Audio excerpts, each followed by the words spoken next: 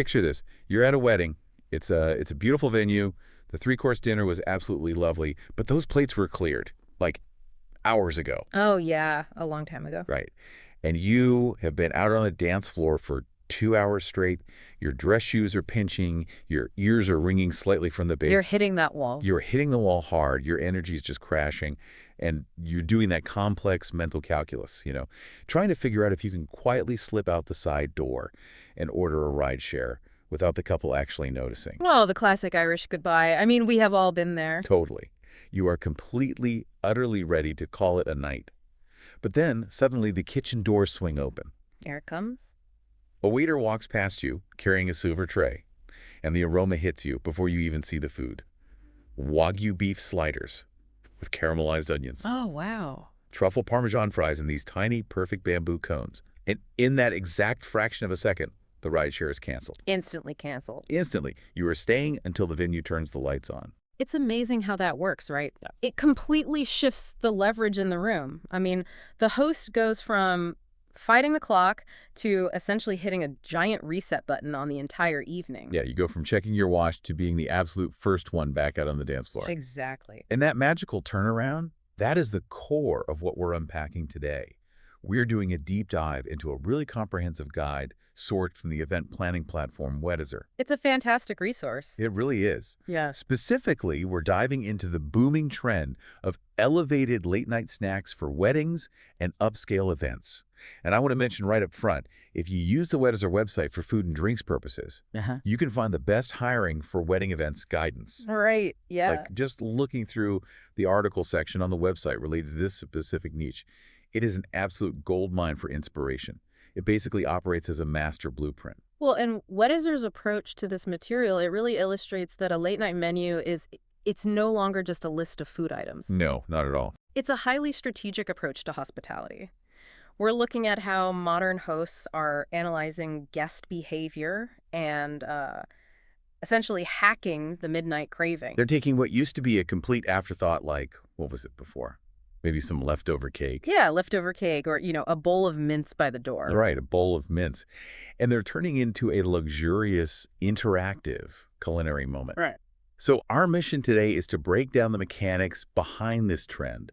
We want to understand how this works, the psychology of why it works so well, and what you can learn from these high-end and catering strategies to apply to your own gatherings. Whether you're planning a massive wedding, a corporate gala, or even just an ambitious holiday party, Exactly. Because there is a very deliberate science to keeping a room full of people happy when their bodies are aggressively telling them to go to sleep. Oh, 100%. Their circadian rhythms are just screaming at them to leave. Okay, let's unpack this. Before we get into the actual culinary mechanics, because the menus we are going to discuss are just phenomenal, we need to establish the foundation. Why on earth are hosts paying to serve food, again, at midnight, to a room full of people who literally just consumed a massive dinner a few hours prior? It sounds counterintuitive when you put it like that. It does, but I like to think of this as the halftime show for a party. Yeah. A halftime show isn't about playing more football. Ah, right. It's a reset. It alters the whole dynamic of the room. What's fascinating here is how food is being utilized almost entirely as a tool for guest retention and energy management. Not just for, basic sustenance. Exactly. Not for sustenance at all. Weddizer's data points out that modern event hosts are actively rebelling against traditional catering constraints. Which have been around forever. Right. Historically, a catering contract dictated a very rigid, linear flow. You had cocktail hour, then a seated dinner, cake cutting, goodbye. Very predictable. Super predictable.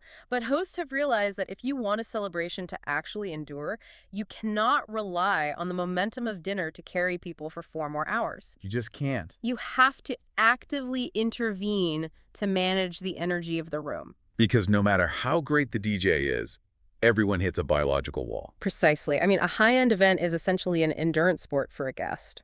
Endurance sport, I love that. It really is. You have the emotional high of the ceremony or the speeches, right? Yeah. Then the continuous socializing, the alcohol consumption, and the sheer physical exertion of dancing for hours. Yeah, your blood sugar just drops. Blood sugar drops, adrenaline fades, and fatigue sets in. So the late-night snack acts as a physiological and psychological intervention. Wow, an intervention. It re-energizes guests precisely when the ambient energy dips, so it encourages a longer celebration. And furthermore, it adds a deeply personalized conversational touch that standard formal dinners often fail to achieve. Right, because dinner is so structured. So if the goal is a psychological reset, you can't just serve like another slice of heavy formal roast beef. No, definitely not. That would put them to sleep. Exactly. The menu itself has to do the psychological heavy lifting. So what kind of food actually accomplishes that? Well, this is where the concept of elevated dining truly comes into play. You're seeing a broader culinary strategy at work here, which is often referred to as the high-low concept. The high-low concept. I was really struck by the specific examples in the source material for this. And we need to be very clear for anyone planning an event right now. Oh, yeah, please clarify this. This strategy does not involve ordering 20 boxes of cheap pepperoni pizza from a chain restaurant and just... And leaving them to get cold on a folding table in the corner? Yes. Leave them in a cardboard box. We're not doing that. We are talking about wood-fired margarita bites, prosciutto and arugula flatbreads, truffle mushroom mini pizzas. It's a sophisticated reimagining of familiar items. Exactly. The high-low concept requires taking an incredibly accessible, universally understood comfort food like pizza or a burger and executing it with premium luxury ingredients. Right. Take the Wagyu beef sliders you mentioned in your opening scenario.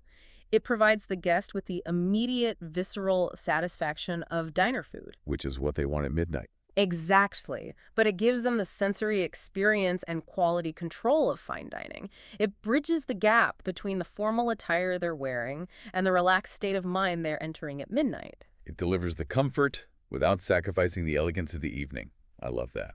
And it goes far beyond American comfort food, too. Oh, totally. Weddizer's article section heavily emphasizes global street food, which structurally makes a lot of sense for a party. If we connect this to the bigger picture, the integration of global street food is about bringing highly complex flavor profiles into an incredibly accessible, bite-sized format. Right. The analysis highlights things like mini tacos with fresh, complex salsas, or bao buns with crispy chicken shawarma sliders. Think about the architecture of street food for a second. Okay. It is inherently designed by different cultures to be eaten while standing up, usually late at night, and often while navigating a crowded space. Wow, yeah. It is ergonomically perfect for a dance floor. It really is. You can hold a cocktail in your left hand and a crispy chicken bao bun in your right. You don't need a knife, you don't need a table, and you don't even need to stop moving. Exactly. You just keep dancing. But here's where it gets really interesting.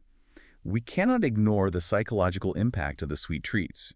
The menus pivot sharply into nostalgia. Oh, the nostalgia factor is huge. It's massive. Gourmet milk and cookie bars, mini donuts with specialized dipping sauces, chocolate fondue. I mean, why do adults in formal wear suddenly want a milk and cookies bar at midnight? Well, because nostalgia is one of the most powerful emotional levers you can pull at an event. A formal event inherently carries a certain amount of pretense. Oh, sure. You're on your best behavior. Yeah, people are wearing their finest clothes, engaging in polite small talk, adhering to social protocols. Offering a milk and cookies bar late in the evening, it completely disarms people. It really does. It strips away that remaining pretense. It allows adults to tap into a very simple, joyful childhood memory, which makes the event feel intimate and warm, regardless of how massive or opulent the venue might be.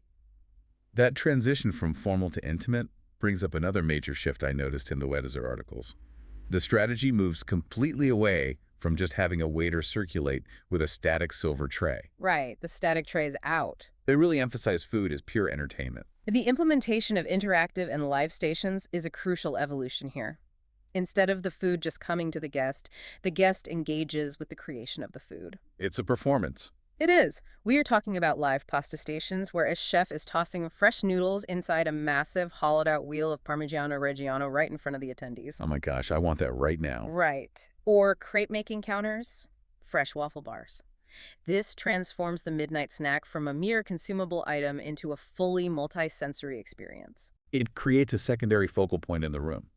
Like, if a guest needs a break from the volume of the band, they don't have to leave the room. They can go watch a culinary performance. Exactly. It engages the senses of sight, sound, and smell. It draws people together and maintains the party atmosphere even when they're off the dance floor. Okay, I have to push back on this, though, especially regarding some of the specific interactive stations Weddizer mentions. Let's talk about the logistics for a second. Okay, lay on me. Build your own nacho bars. DIY hot dog stations.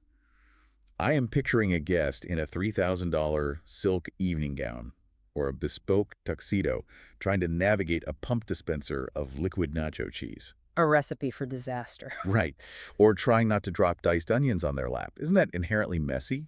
Doesn't introducing a chaotic DIY food station risk ruining the upscale vibe you've spent tens of thousands of dollars trying to build? It's a completely rational concern, and honestly, it is usually the first question clients ask their event planners. I would hope so. However, this specific type of controlled interactivity is actually intended to lower the stakes of the evening. But how do you lower the stakes without ruining the clothes? If I'm hosting, I do not want to be responsible for dry cleaning bills. Well, that is where the vendor hiring guidance from platforms like Weddizer becomes absolutely critical. You don't just put out a commercial cheese pump from a gas station. Okay, fair. Professional caterers mitigate this mess through structural design. They use bespoke, deep-welled serving vessels that guests can easily hold in one hand. So the bowl does the work. Right, and they often staff the DIY stations with attendants who guide the portions or handle the potentially messy liquid ingredients for the guest. The build-your-own aspect is much more about selecting the flavor profile than physically wrestling with the ingredients. So it's the illusion of a messy DIY station, but with high-end safety rails in place. Exactly. It's curated chaos, and the psychological benefit completely outweighs the logistical risk. By the time these stations open, the highly orchestrated part of the evening is over. The speeches are done, the ties are loosened. Giving guests agency over customizing their snacks breaks the ice. I can see that. If you're standing next to an acquaintance at a customized hot dog bar, debating the merits of spicy mustard versus a gourmet relish, you're engaging in a shared task. It's a conversation starter. It shifts the energy from formal, passive observation to active, joyful participation. A plated dinner simply cannot replicate that kind of spontaneous community building. That makes a lot of sense when you frame it around community building rather than just like self-service food. Exactly. But since we are doing a reality check on event planning, let's look at the guest list as a whole, because how do you pull this off without alienating people? What do you mean? Well, I'm going to play devil's advocate regarding the health-conscious trends mentioned in the source material. Weddizer suggests offering lighter alternatives, like fresh salads in mini cups or fruit skewers. Right. Look, I appreciate a balanced diet. I really do. But does anyone actually want a mini salad cup at 11:30 p.m. while the person next to them is devouring a heavy portion of chili cheese fries? That salad cup feels destined to be completely ignored. It is very easy to dismiss the later options as an afterthought, but we really have to look at the reality of modern event demographics and human physiology. The need for lighter alternatives is driven by two factors: palate fatigue and dietary necessity. Palate fatigue. That is a really interesting concept in this context. Think about what a guest has consumed by midnight. They have likely had rich, bite-sized appetizers, a heavy multi-course dinner with rich sauces, and a dense wedding cake or dessert. Plus the drinks? Yes, all often accompanied by wine or cocktails, the palate becomes exhausted by heavy, rich, salty profiles. So the heavy comfort food might actually sound unappealing to someone whose palate is just overloaded. Precisely. Offering something crisp, acidic, and refreshing acts as a necessary physiological palate Oh, cleanser. that makes total sense. Weddizer suggests things like fruit skewers with a light yogurt dip, vibrant smoothie shots, or even elevated avocado toast bites. These are restorative. They wake you up. Exactly. Furthermore, accommodating dietary restrictions like gluten-free, vegan, dairy-free, it's no longer considered a generous bonus. It is the baseline hallmark of modern hospitality. It's expected. Ensuring every single guest feels seen and catered to right until the moment they leave is what makes an event truly luxurious. Luxury isn't just serving expensive steak, it is the feeling of being perfectly accommodated. Being taken care of. So what does this all mean for the budget? Because the word luxury usually comes with an incredibly intimidating price tag. It definitely can. If you're listening to this and planning your own gathering, your first thought is probably about the cost. But Weddizer actually details a fascinating approach to budget-friendly options that rely almost entirely on presentation rather than expensive raw materials. Which is such a smart strategy. That's brilliant. You don't need a limitless budget to impress your guests. You just need creativity. Creativity and a really deep understanding of visual presentation.